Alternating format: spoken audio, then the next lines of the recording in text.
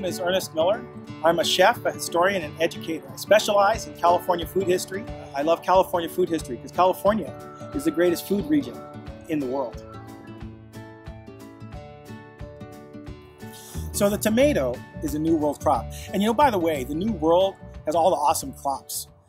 Before Columbus and the Spanish began colonizing the New World, the rest of the world didn't know about chilies, corn, potatoes, and of course, and you may not think of California as much of a tomato country, but people just don't realize that California grows 1/3 of the world's canned tomatoes. 99% of the canned tomatoes grown in the United States are grown in California. And we are the ones who gave the mechanically harvestable tomato to the rest of the world. Now, of course, your fresh tomatoes, are hand-picked and packed. That's very labor-intensive. Makes them expensive. They also have to pick them unripe. They're not very flavorful because they have to ship and all this other thing.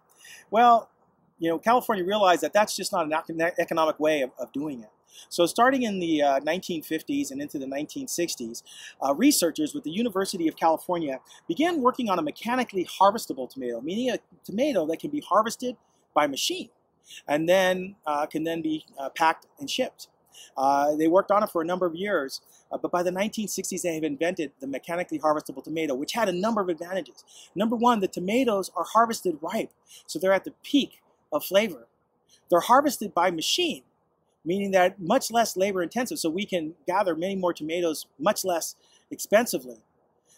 And then what happens is these tomatoes are very often at the peak of flavor, are then quickly packed into cans in a whole variety of ways. Within 7 years, the entire California tomato industry switched from hand picking to mechanically harvested tomatoes developed by the University of California, Riverside. And so these tomatoes are at their peak of flavor. A writer for the New York Times, Mr. Mark Bittman, came and visited a California tomato farm a few years ago. And he was expecting to be unimpressed because he'd been to some of the tomato farms, say in Florida, where the tomatoes are picked unripe and they just don't taste very good. But he picked some of these tomatoes just before they were harvested with machine. He said, these are some of the best tomatoes I've ever tasted. And they're going to go right into a can where their freshness and their flavor will be preserved.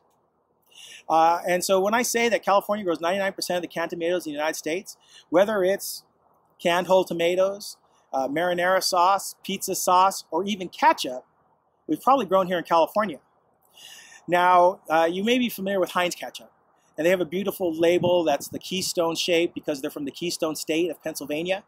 But they famously say that their ketchup is grown, not made. Well, where do you think they're growing it? California, with seeds that they've developed based on the seeds developed by the University of California. So when you're eating canned tomatoes, be proud. These are delicious. They're fantastic.